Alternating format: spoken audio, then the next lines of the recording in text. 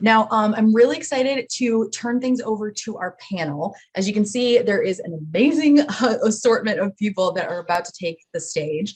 And we are so excited to welcome all of you. Rachel, Stefany, Chelsea, Nadia, and Quinn. I'm going to turn the floor over to you wonderful people and can't wait to hear the discussion. Bye, guys. All right, Meg, thank you so much for that kind introduction. It is always a privilege, an honor, and a pleasure to be a part of any event that Power to Fly is having. And when I got an opportunity to see who are the fabulous women who will be a part of this panel, I'm just going to tell you, my heart got excited. So I am excited about this conversation, but more importantly, I'm excited about the future of work, the remote and hybrid office, but more importantly, how do you build a diverse team? And here's what we need to understand about what's happening right now. The rise of remote work has facilitated access to a global talent pool. And literally, it's easier than ever to build a diverse remote team, or is it? That's the conversation that we're going to have today. We're going to have an awesome and amazing conversation and panel discussion with DEI and business leaders. We literally have the radical and the amazing Rachel Serwetz. We also have Nadia Sawaya Gauckler, Stefany Jacobo, and Chelsea C. Williams. And literally, we're going to learn the secrets to finding, developing, and retaining a diverse remote dream team. And I want you to underline dream team because that can be whatever you define it to be. My name is Quinn Conyers, and I have the awesome privilege, honor, and pleasure to be serving as the moderator of this awesome and amazing conversation that we are going to kick off right about now. So I know that I introduced these wonderful women. However, I think I would be remiss if we didn't get to know them just a little bit more. So Miss Nadia, I'm going to start with you. Can you let everyone know your title and what you do before we kick off this conversation? Oh, absolutely. Well, thank you, Quinn. This is a wonderful introduction.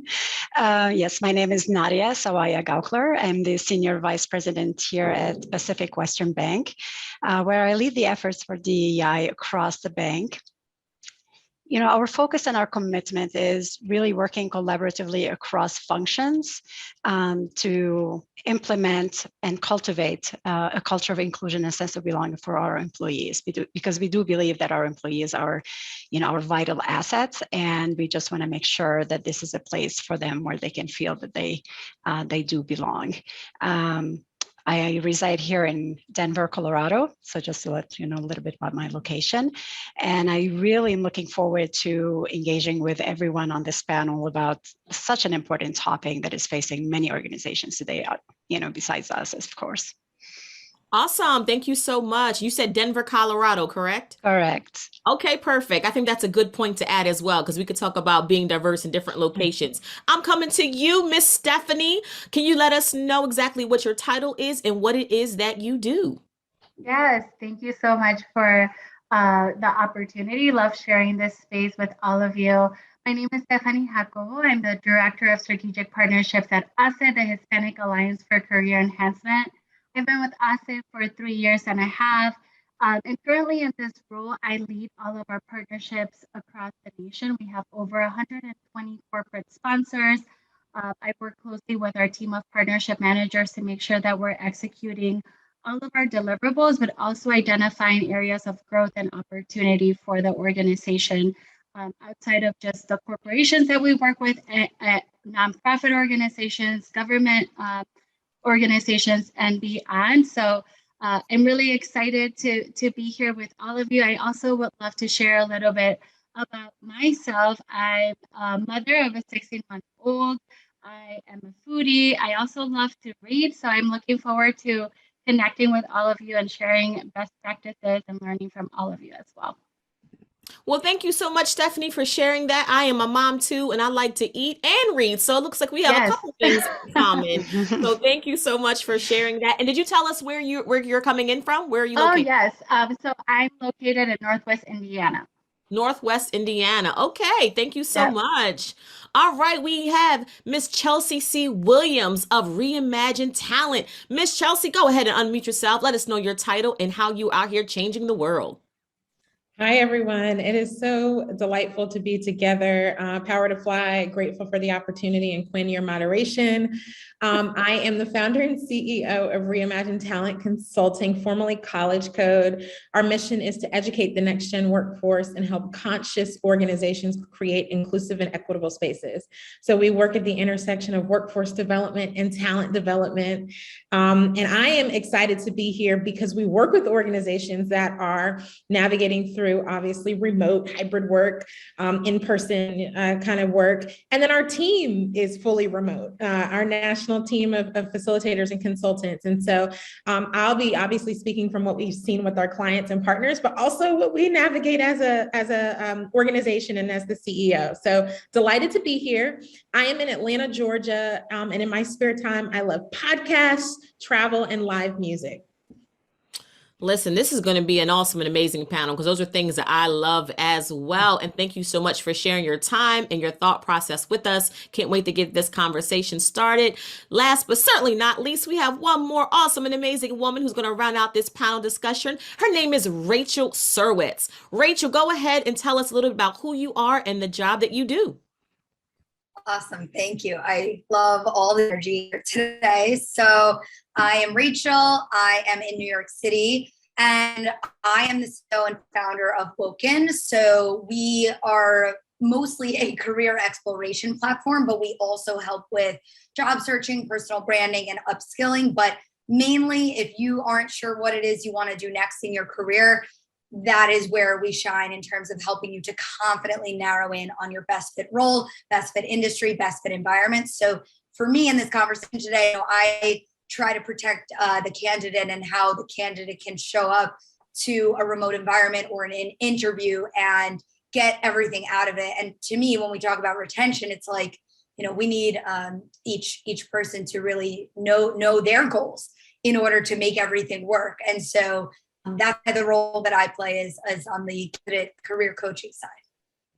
No, thank you so much for sharing that. And I love that how your focus is on the candidate as they kind of go through that career transition. So kudos to you. I know this is going to be amazing. And I know there's so many people watching. And it's one thing to build a remote team. It's another thing to build a diverse remote team. And that's what we're going to focus on today. So for all of you who are watching and you really want to kind of tune in and you're excited about this conversation, let us know. Go ahead and just type remote in the comments. We want to know that you are ready to have this conversation about building a diverse remote team. So if that is you, again, go ahead and type remote in the comments. That way we know that you are ready to have this awesome and amazing conversation. So Samaya is already saying remote, the chat box is filling up. So we're going to go ahead and start this conversation, right? Because we hear diverse and we hear remote as well. I'm going to start with you, Miss Nadia. When you think about remote and you think about diverse, your definition could be different from somebody else's. So go ahead and define in your words, what does diverse and remote team mean to you? Well, when we say diverse is really across all dimensions, right? It could be, moving from race, ethnicity, gender, we're looking into functionality, functions.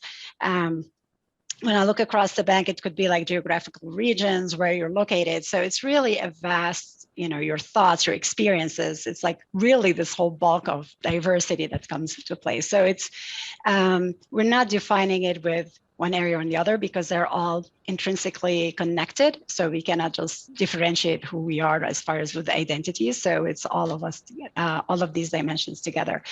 Remote work is kind of an interesting word, when we talk remote, because I could be in this office and somebody else on the second level, on another level in the same building, and we're like the remote, right? Because we're using just the technology to connect and use to that. So, but in the context that I think that we are all really right now sharing is really in different geographical areas where we're not really in the same space where we can have that social interaction, but basically really in further locations where we cannot connect. So that's what's, that's the conversation with the remote that I'm really emphasizing here and how we can develop diverse teams in that context. No, that's good to know. And I love the way how you went a little bit deeper into remote. And also, I'm going to come to you next, Stefany. When you talk about diverse, I think that one of the things is the word diverse has gotten more diverse. I know it sounds crazy, but I believe, and let me know, Stefany, I'm coming to you, right? I believe that before when you said diverse, it was really ethnicity and race, right? Mhm. Like that was like diverse. Like we have an African American, we have an Hispanic, we have an Asian. Now it's just like, I feel like diverse and remote diverse is so much meatier, which it should be. It's diverse Mhm. in age and gender and ability versus, I guess, what people call disability, or even like someone who might be a part of Gen Z or somebody who's a baby boomer. So I would love to hear your insight, Stefany. What do you think, or what has shifted when you think about diverse and remote, especially building a team right now? Yeah, I definitely agree. And that was actually the thoughts that you were triggering as you were speaking is definitely diverse has become such a complex term. I think I definitely agree, like the focus has been so much on ethnic background and sexual orientation in the past, but now we have religion and the age gap and so many layers. We're all intersectional human beings. I know for far too long, when a lot of people thought of Latinos, they would place Latinos in this bucket. And there's so much diversity even within Latinos specifically. We represent over 52 countries, over 16 languages. There's so much diversity, not only in the ethnic and age and religion, but also in thought, right? Like, and Mhm. experiences, which I think is so important to keep in mind because the experience could be something that would truly be a value to a team, and being able to create a safe space where you're welcoming diverse thoughts to encourage innovation for the organization and the company and your team. So again, I think to your point, it's becoming so complex, and it's important for us to be aware of all the multiple layers that we have as humans, and acknowledge those and create those safe spaces and welcome those conversations. Absolutely. And Stefany, you said something that kind of got me my wheels turning when you dove a little bit deeper into like the complexity of what diverse and remote means.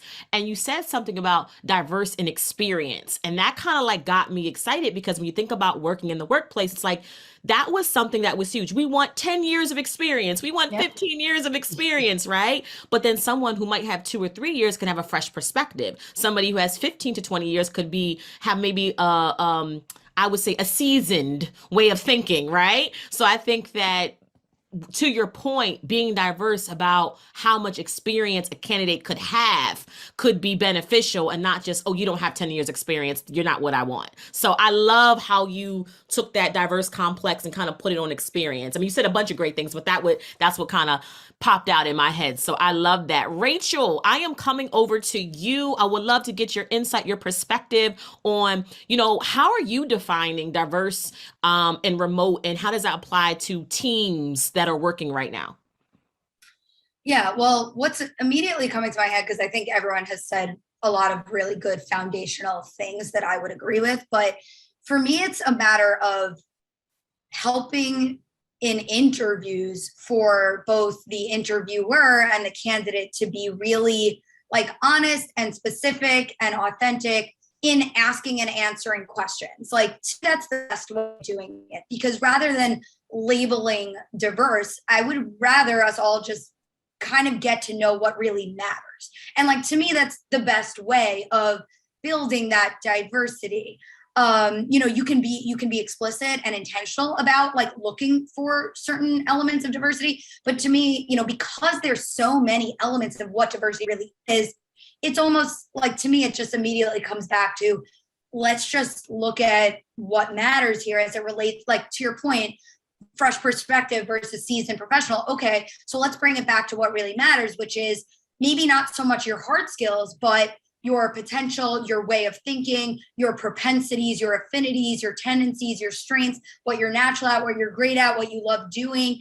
And then, if you have a bit of a different ability, to me, that's like, how do you ask questions about how a team sort of handles certain situations, or how this role may or may not fit with your abilities. And then, with the interview, like it's two-way, how do we ask the right questions to get to know each other really well?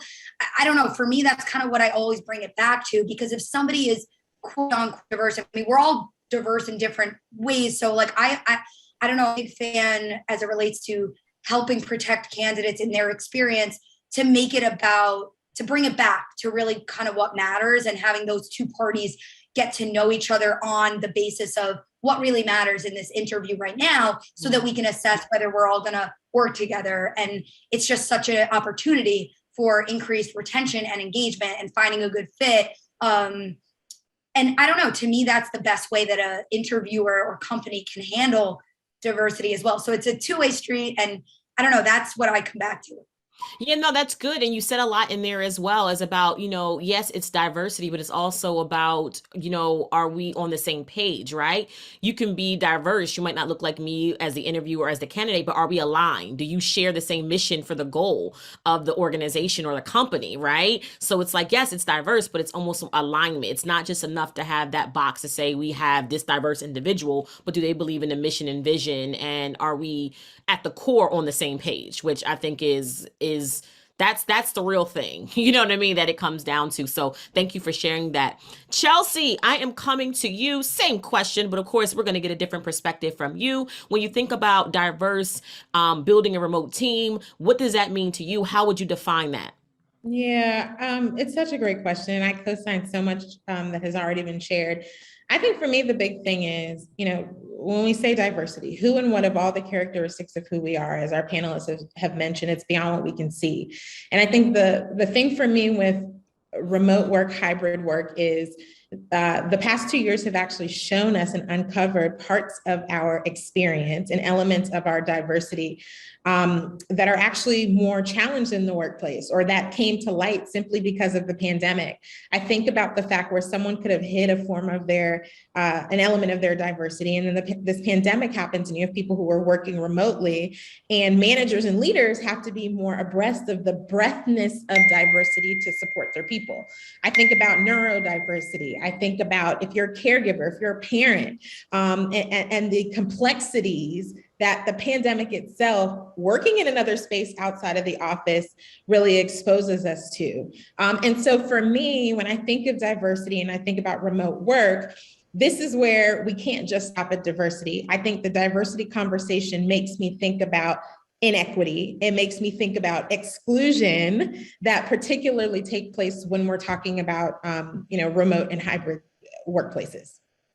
No, that is so good. And you talked about, and I love the fact that we can really kind of dive a little bit deeper into the word diversity. I think that if this pandemic taught us anything, that diversity is just not like a one layer kind of concept. It's so many different layers. You talked about neurodiversity, and I'm thinking about how people are now doing meetings and conferences and stuff like this, right? And you can't be bland or basic when you communicate. So communication can be diverse now. Like people say I have high energy, but it's because I have to appeal to the visual learner, the kinesthetic learner, the audio learner, right? I didn't even know that. So Chelsea, you just put out, there can be diverse communication styles, right? So this whole idea of diverse and remote, you can just really, really kind of dive into this if you want to. So let's just talk about this, right? Because when we talk about building a diverse team and we talk about making sure that it is remote, there are some people right now who are like, get me back into the office. I cannot wait.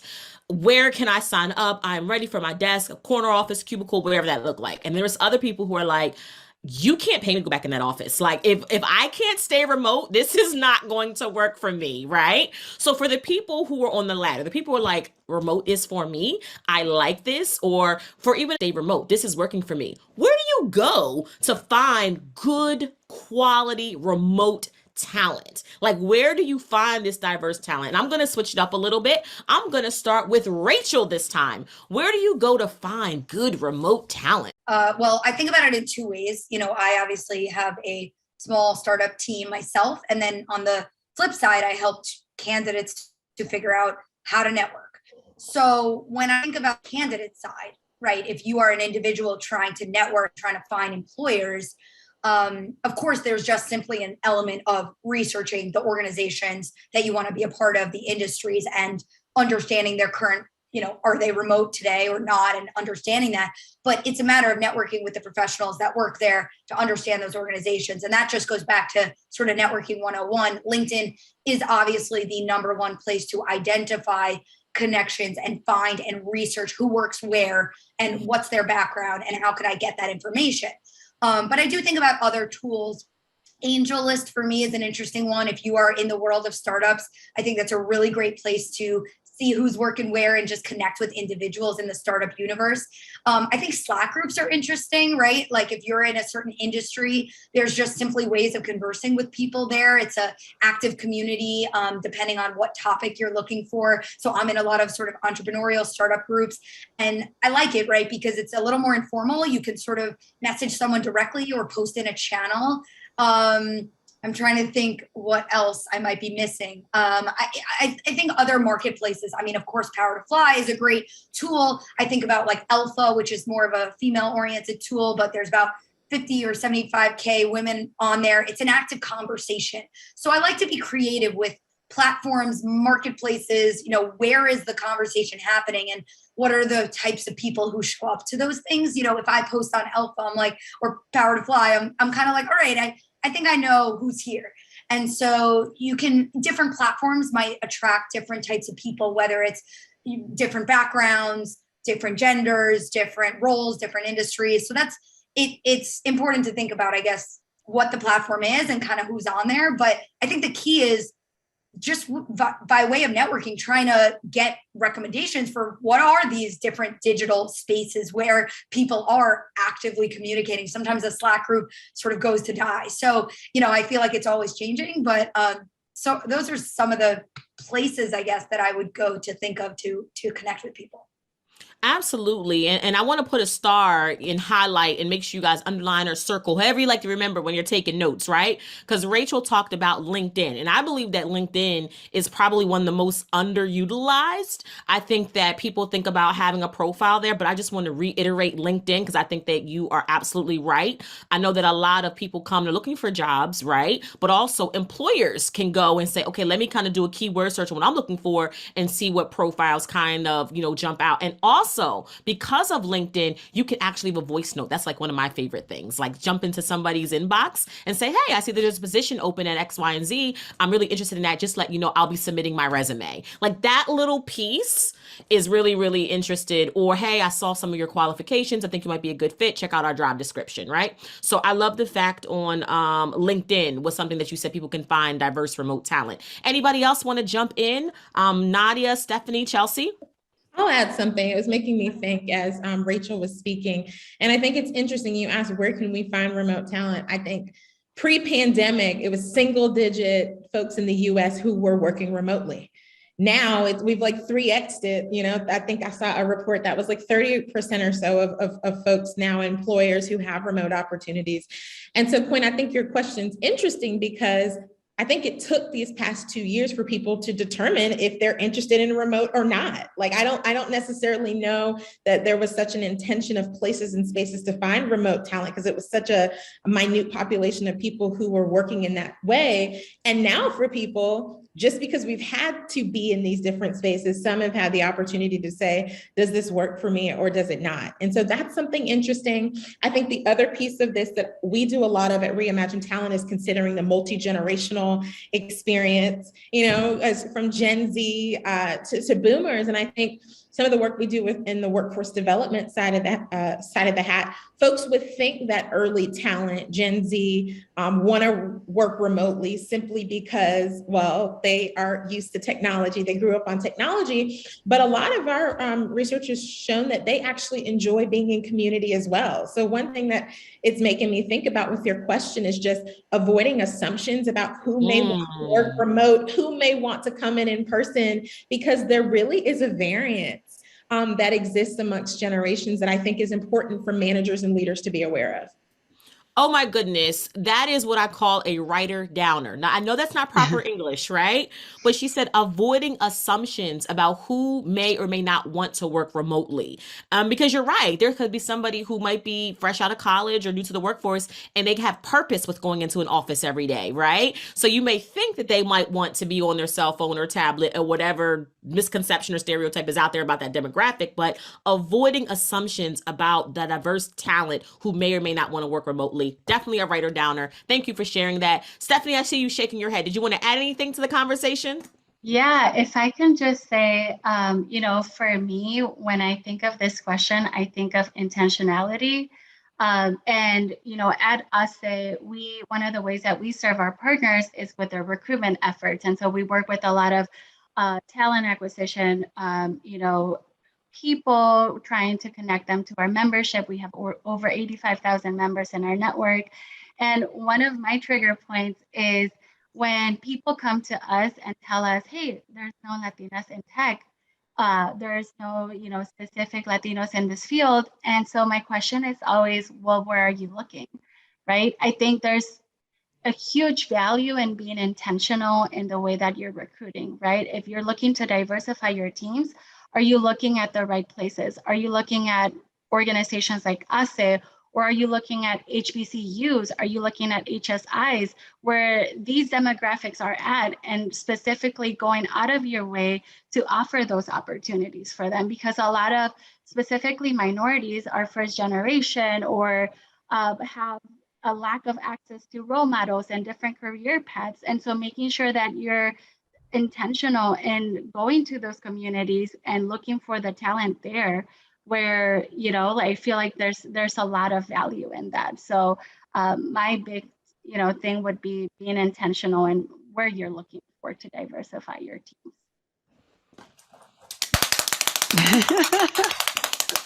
So Stefany, let me tell you why you get the clap, right? You get the clap because you just did a masterclass on going to where they're already gathered. If you want more women, if you want more Hispanics or Latinos, if you want more African Americans or whatever that looks like, going to where they are. So you mentioned HBCU. I went to an HBCU, Howard University, right? But you also mentioned HSIs, right? Which is, for those of you who don't know, it's a Hispanic serving institution. And those are colleges and universities who have a large Hispanic population of enrollment, just like an HBCU is a historically Black college or university, which means they have a lot of African American or Black students in enrollment. And when I say HSI or HBCU, you'd be surprised. And people were like, okay, what is that? Right? So you want diverse talent, right? You got to know where they are and get kind of hip to going to the colleges and universities where they are in abundance. So that's why I said that. And I just want to let people know who were like, what is HSI? What is HBCU? Right? For the people who are, listening in. So that's why you got the clap. And you're so right. It's like, go where they're already gathered. You want more women in tech? Go to the Women in Tech Association, right? Like, it's almost like that simple. There is not an excuse anymore to have everyone on your leadership team who looks the same, right? Like, that should be diverse. So I'm going to come to you, Nadia. I would love to have your insight, on this particular topic as well. When it comes down to finding diverse, remote candidates, like, where do you go? Where do you search? What's your process? Well, Stefany got the clap. I mean, I hope you have some drums in the background, Quinn. I want something. I want something after I speak, okay? Well, I do agree with Stefany and all the panelists. The way we're looking at it here at Pacific Western Bank is that we have an amazing, talented, diverse talent already in-house. So for the targeted, there's always from talent acquisition that we can go ahead and target like more digital platforms and association that ways. But when we found like the most impactful is really employee referrals, right? Our talent acquisition can be a few individuals who are working in the recruitment, but we have more of a power as individuals to take action and D&I within our own hands and really go in there to our alumni, reach out to our colleagues, and have more of like employee referral. And we have that program internally to encourage that. And we found that it is not only that is really improving our efforts in recruiting diverse talent, but also is impactful that when you trust your employees, they feel that trust and that commitment from the organization that, it's in our hands. It's really, we are leading D&I and integrating with what we are doing, and we're really making and helping in these efforts. It really brings more of that engagement and building that trust within the organization. So I think that we really need to also look internally and use the resources that we have, because they are the voice of the organization, and they can really make a great impact externally as well. I love that. I mean, that it's almost like a no-brainer. Like, go to the people who are already happy working with you and see if they have any friends, colleagues, you know what I mean, who they could recommend that can, potentially be a part of the team as well. Let me just let you ladies know they are loving the conversation. I had asked earlier if they are ready to start this conversation to type remote in the comments. And Katie says remote. Desiree says remote. Tamika says remote. Caitlin says remote. Brad says we have a lot of remote folks. Yvonne says remote. So there is just people just loving this conversation.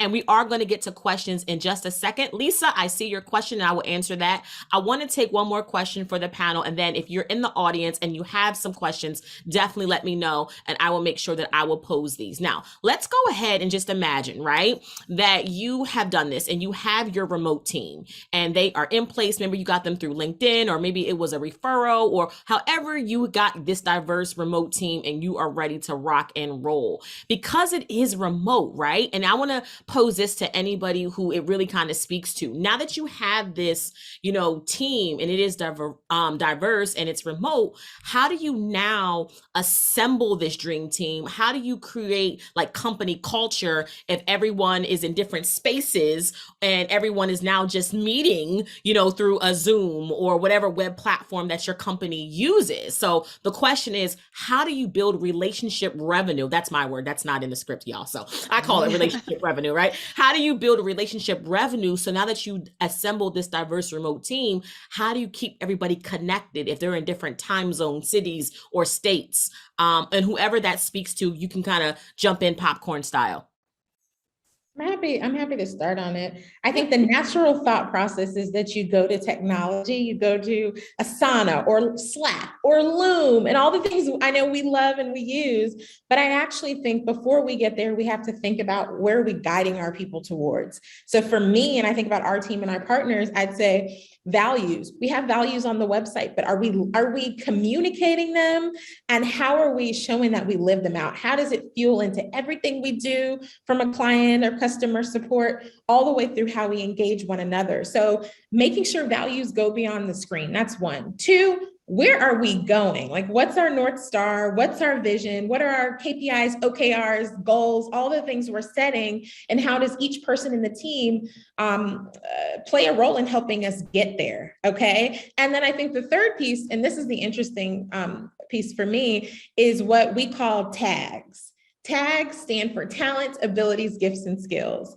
And I think it's super important for managers and leaders in general, but particularly when we're remote, to remember the tags of our team members, because we can get so into the delivery and the technology can get a hold of us that we forget about where people are and where they aspire to go and where they aspire to be. And so remembering people's interests, desires, and strong suits, and really making sure we're building that into their experience, I think is super important when we talk about culture. So those are just three things that are like my staples in which we guide our partners towards.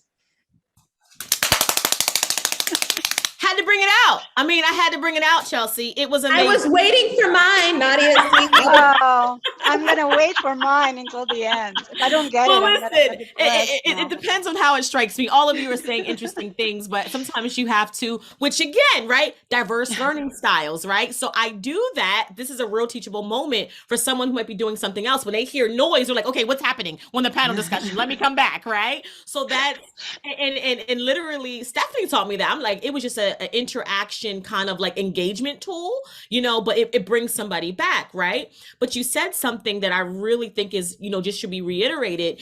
Chelsea, you talked about building a diverse, remote team, right? And the natural thing is to go to Asana or some type of Slack, something else technology. But you said build things around their tags, their talent, abilities, gifts, and skills, right? So when you're engaging someone, keeping those tags in mind could bring the company closer, bring the people who are pushing the mission and the vision of the organization closer. So that deserved, I like a good acronym. So that got me excited. All right. So anybody else want to jump in on this conversation or this topic? Yes, Do you need a reminder what the topic is? Well, I would say that, of course, I have my D&I lenses at all time.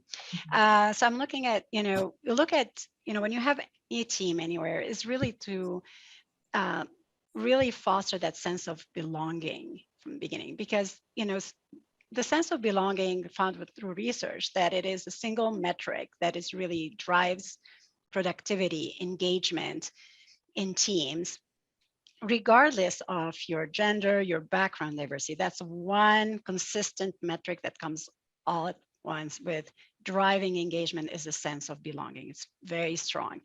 So, how do you really build that within a team, right? As Chelsea mentioned, is you give them, you give them that vision, that goal, keep them in the know, but really building those relationships. And you really, it's really getting really difficult for leaders because we are into this digital platforms, we are really remote, and you're trying to build that connection. But it's very crucial to really start looking at get to know your team on an individual basis, on personal basis, get the team to socialize, give them more like team rituals, and build up this trust and that sense of belonging. And to Chelsea's point, of course, they need that vision and the goals and where we're going and who we are as a group to really build that harmony and that sense of belonging. And then you can feel that, you can get that engagement going. So I think that's really a key for every leader to, when you're building this diverse team, is to really still focus and be intentional to build that sense of belonging within your team.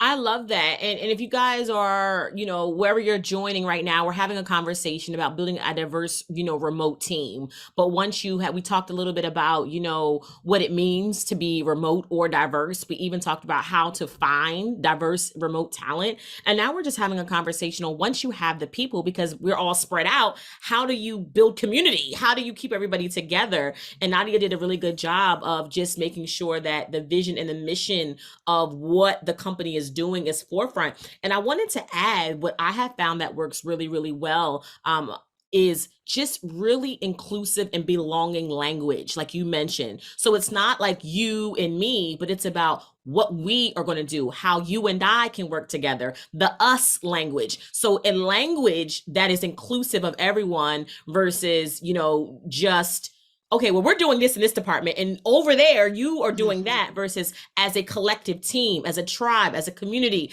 Like, I think that inclusive language when speaking can also build community. I see that you're shaking your head, Stefany. What do you think? And I'm coming to you after that, Rachel. And Nadia, I don't have a clapper, but to the trust base, because I feel like trust. Wait. Do you want to give her a clap? I can do that. Are you giving Nadia a clap? Please give her a clap. Yay! Yes. I got one.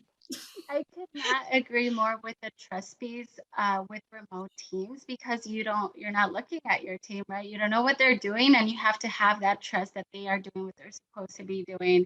And I feel like that really sets the tone and the environment for everyone. I'm happy to share, and us, it's a smaller team, but one of the things that we did is we all took a personality assessment, an insights assessment, and we had every quarter, or sometimes biannually, we schedule these retreats virtually, 2 to 3 hours, where we go through our findings and we share, and we're open and vulnerable, which I feel like is important because that humanizes people. In this virtual world, it's hard.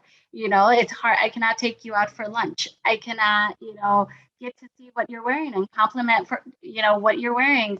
So humanizing people, I think, is important, and it comes from leadership also making themselves vulnerable and open, right? So creating those spaces where they get to talk about their strengths and their challenges, their preferred ways of communication, like their ideal work hours, and creating that space and for everyone to discuss. Another thing that we do is we have weekly meetings with all of our team. And at first, it was trial and error. And I think that was the case for a lot of organizations that had to completely pivot into the virtual space. We used to have them bi-weekly, and it was a lot. It was too much. There was virtual exhaustion. But during these team meetings, we're making them more informal, where our team has an opportunity to share what they did over the weekend. Every team meeting is led by a different team leader, and each and every single one of them at the beginning gets to do an icebreaker of their choice.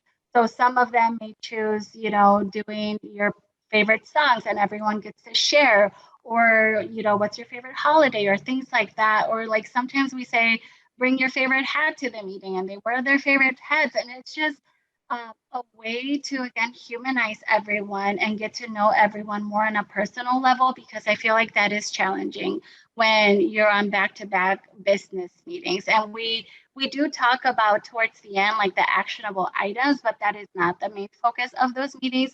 The main focus is to connect and to bond and to get to know one another. So I feel like that really has created that value for the team, where they feel like they're part of something bigger than just themselves, and making them feel like they're part of a community as well. Yeah, and I love what you said. We're having this conversation about, you have this team that could be remote, different cities, different states, different time zones, but how do you have community? How do you be on the same team? And you said about vulnerability. Like, listen, I might not have all of this together. In our next meeting, my 4 or 5-year-old could be sitting on my lap. That's normal at this point, right? Because you don't know, or it could be a fur baby. You don't know, right? Because, so many things have changed. So, that's really, really good insight, is to be vulnerable, to let people know, like, hey, look, I don't have it all together here in Maryland. You might not have it all together in Denver or Atlanta, but it's okay. We're working this out. And I think vulnerability, I don't think is a skill set or a characteristic that was as welcomed before the pandemic. So diverse in just how you feel and how you show up, I think, is amazing. So Rachel, I am coming to you. What is your 2 cents, or even a nickel? We'll take all of that when it comes down to, now that you have this diverse remote team, how do you make sure that they're on the same page? How do you make sure that there's a closeness, a cohesiveness to make sure that the job can get done? Yes. So it's not easy. Like, I think first, just recognizing that if you're fully remote, given COVID, reading all the articles about everyone's mental health right now, I think it's important to just recognize that everyone feels a little different. And if you're fully remote, like, it's going to be hard. And I think you can be creative, but just sort of being honest with yourself and with others about like what the reality is. As much as remote is convenient and comfortable at home, like, it also can be hard too.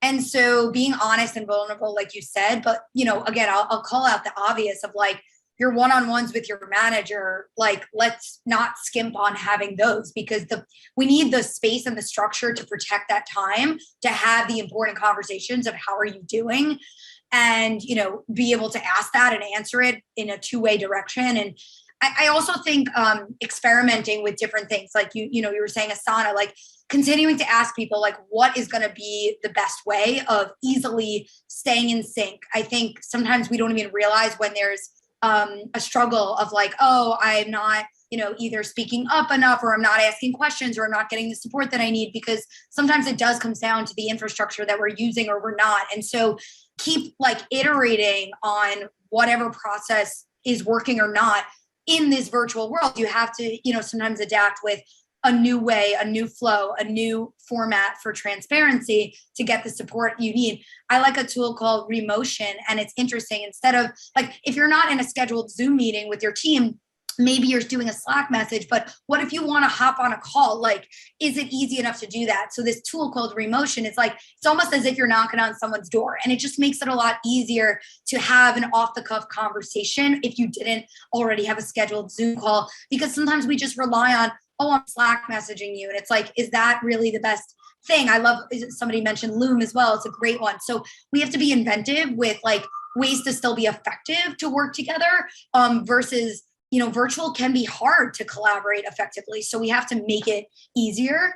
But, you know, even though this is the last thing, it's probably my number one thing is, you know, not just helping people feel like they're part of a bigger picture, but, you know, I am here to protect and help candidates figure out what it is they want to do. And if you're a manager, like, I see it right now with everyone that I'm coaching, like, people want work that they believe in, and that relates to what is your company doing and what's the big picture.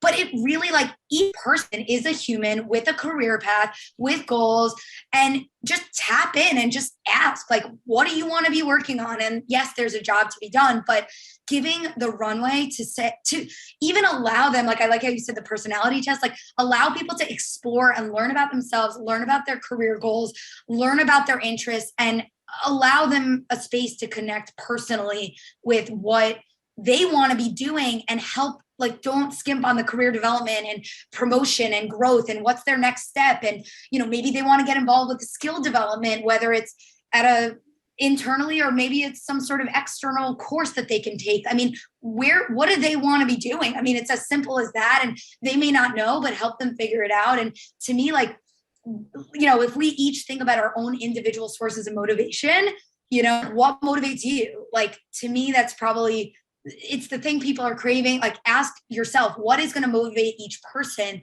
It's the thing that they care about. It's the thing that they want to learn about. Hopefully that aligns with the company, but, you know, get to know the person's interests and the person's professional goals. I don't know. I feel each employee just is so grateful and more motivated when that conversation is happening actively. Now everybody gets a clap. Now I'm going to tell you why, right? So one of the things you said, I mean, there was so much nuggets and gems on what you just said, Rachel. But what I love about what you just said is what I pulled out is just acknowledgement. The first thing you said was, let's just acknowledge, like, this is not going to be easy. This is going to be a little bit hard. It's going to be a transition. We know that we're all in 7 different cities, states, time zones, right? And I think that that's important. You know why? Because I think that we're like, okay, we're remote now, right? But we still have to acknowledge that at one point we were not, you know, or we didn't have as many remote workers, you know? So I think that the acknowledgement, like, this might be a little bit difficult. This might be a transition, but we are here. I think that acknowledgement piece is big, because I think that some people did pivot. I'm still not a huge fan of that word of pivot, right?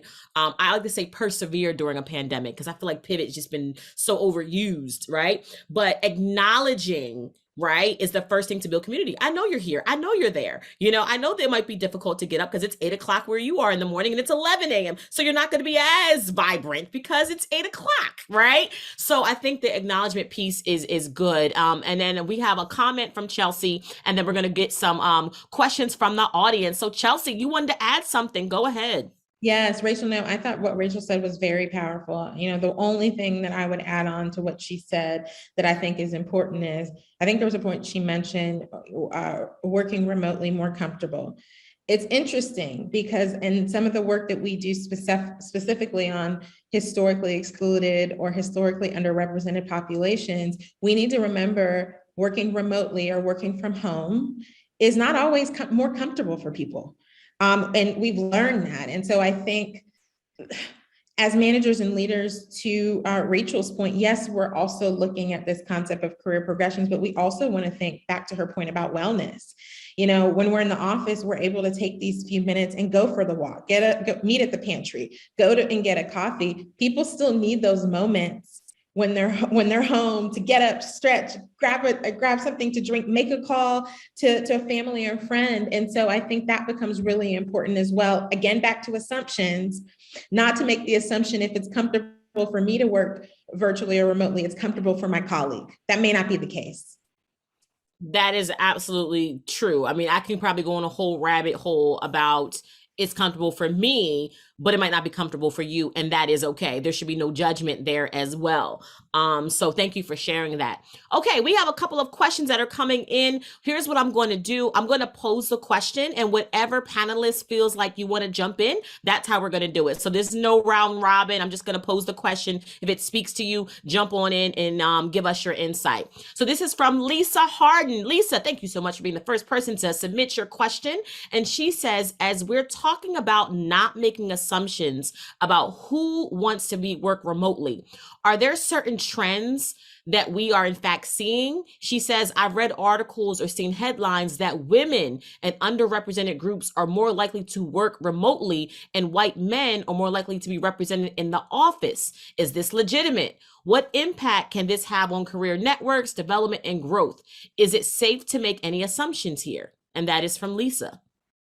They're thinking, Lisa. Give them a second to think, because it's a loaded question. So let me go back again. Basically, she's asking, she's read that articles that she's seen that women and underrepresented groups are more likely to want to work remotely and white men are more likely to be represented in the office. Is this legitimate? Does this have an impact? Mm-hmm. That's what she's asking.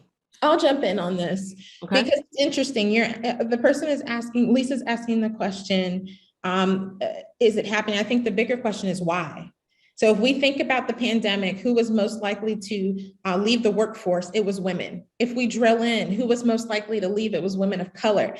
Was it by choice? No. This is the whole point here. This is because of obligations and responsibilities, childcare, caregiving, right? This is a short list, but I think the bigger thing here is, why might someone say working remotely is going to be better for me? And it may not be because of interest or preference, but because of necessity. Mm-hmm. And so you say white males going back into the office. Again, I don't know if there's a physical report here, but if we think about what's happening, it probably is true. It probably makes sense. So that's my thing. I think when we're thinking about things happening, again, let's ask ourselves the why of this. Because of necessity, I've had to be home, which comes with a whole host of responsibilities, full-time worker, full-time parent or caregiver, and that adds intricacies. So anybody else have an add? Yeah, echo everything that you just said. Just to add, I know there are reports specifically as it pertains to Latinas. 60% of Latinas reduce their work hours or quit their jobs to take care of a child or to take care of a parent. So it is very true. I also know in this report, it also says, Latinas are more likely to stay at home or prefer a fully remote environment than other racial backgrounds. And that is, again, because they are the only caregivers to their children. They are maybe taking care of a parent. And so, yes, it is true. And so to your point, Chelsea, why is that? Obviously, we know, but what can we do to continue to engage them? If it is remote, are we needing to be more flexible with the hours? If they prefer, I can tell you this, like for me, I have a child and I have the luxury of having my mom to take care of her. But after 5, I want to be with my kid. And so if I have to work an hour over or whatever, I choose to do it at 5 in the morning because that's just what works for me. And so as an employer, knowing that and being flexible, but again, creating that space where like they're open and sharing and they don't feel like they have, now that a lot of companies are transitioning into the hybrid model, that they have to do it, that they feeling like they have a choice, I think definitely is something that we need to reassess and make sure that, we're being cognizant of that. Awesome. Definitely, Nadia and Rachel, I want to give you a chance to chime in if you want to. Lisa, let us know if we are answering your question. I want to make sure that we are hitting the nail on the head for you. And if anybody else has any questions, now is a great time because we're about to wrap this thing up in 6 minutes. Oh my goodness, the saying time flies when you're having fun is really true because I'm enjoying this and I feel like, oh no, 6 minutes. But I'm going to come to you. Nadia, Rachel, do you have any questions or even insight about Lisa's questions in regards to more of the white men coming back to the office and women and people of color or underrepresented, communities are pretty much staying home? I would like to add, something. I mean, Stefany and Chelsea really stated it really correctly. There's like a lot of reports that, groups and underrepresented groups really felt the impact, working remotely. And we know, like from the LGBTQ community, where they feel like more of that psychological safety area, working from remotely was easier on a specific group, or individuals with disability or mental health. Like this was easier for them as well too. They felt more psychologically having that safety net, working remotely, and to Stefany and Chelsea's, with women and et cetera. However, there's also these, we really need to understand that, to the point of Chelsea earlier, is that we really need to remove these assumptions, right? There's like a lot of research that we see it, and it's all over the country, and then we read them, and then we just like, wow, look what's happening. But first of all, as an organization, flexibility right now is the new employment currency, as we say, right? I mean, there's no organization that you have to operate right now after this pandemic in that mode of flexibility. You really need to put that as really a very important and critical key when addressing these type of issues. So when you're working as a leader or in a team, to our points earlier, is that you really need to get to know your team, really understand where they're operating from, who they are on a personal level, and then that would be easier for you as a team leader or as an organization to really start catering, what works and what doesn't work with your team, without these assumptions, just because I'm a woman that I feel more comfortable working, or if I'm a mother that I want to be working more remotely, etc. So we really need to avoid these, take them into context, but then remove them from assumptions, and as an organization really move with the that flex arm with flexibility as a new vision moving forward to address these issues.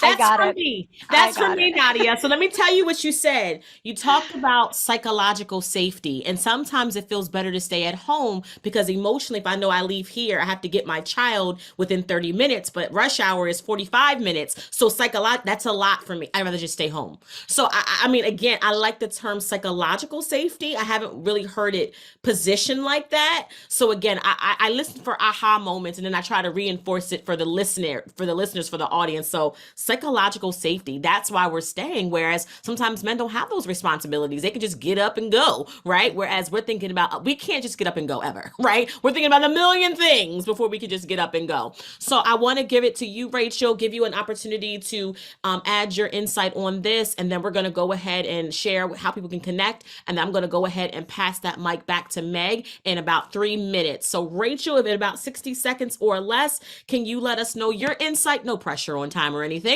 about this particular topic. Yeah, I love it. Everyone said everything. And I'm just sort of here saying to the Lisas of the world, have a coach, have someone in your corner, and figure out what it means for you and what you need to do. You're understanding your career expectations, you're understanding your career growth, you're managing those conversations, you're figuring out what you need. And as much as these macro trends may or may not be happening, focus on what you need and how to sort of control what you can within the environment. And if your environment's not serving you, maybe it's a job search, for you. But I like the idea of having a coach there, or a mentor or a peer or someone in your corner, because if you have that time or space or structure to just think out loud about these types of things and how it's relating to you or not, that's what you need, to really keep your eyes on the prize and your eyes on yourself of, how you can be managing your own growth. And, there may or may not be these trends that are changing, but what matters is you in all of that, right? So I'll end there. Awesome. Well, thank you so much for that. And quick question, by a show of hands, are all of you on LinkedIn? All of you on LinkedIn? Okay, perfect. Listen, if you have loved this conversation, I really encourage you to stay connected. All of these women have dropped amazing gems and nuggets on how to build a diverse remote team. So if you want to stay connected, I'm sure, are you open to connecting with individuals on LinkedIn? I'm going to reach out on LinkedIn. I want to be best friends with all of these fabulous women, right? So I'm going to reach out myself. I just want to say thank you to everyone who tuned into this session. I know that many of you had a couple different options in regards to being a part of this is Powered to Fly, the future of work, the remote and hybrid office experience. We talked about building a diverse remote team. Again, my name is Quinn Conyers. You heard from Nadia. You heard from Stefany, Rachel, and Chelsea. And we had a great conversation. We can keep this conversation going as well as stay connected. So with that being said, I'm going to go ahead and pass the mic back over to Meg. And I think that we have another session that's going to happen right after this. Ladies, thank you so much for participating in this awesome panel discussion. Thank you. Thank you, and claps to you, Quinn.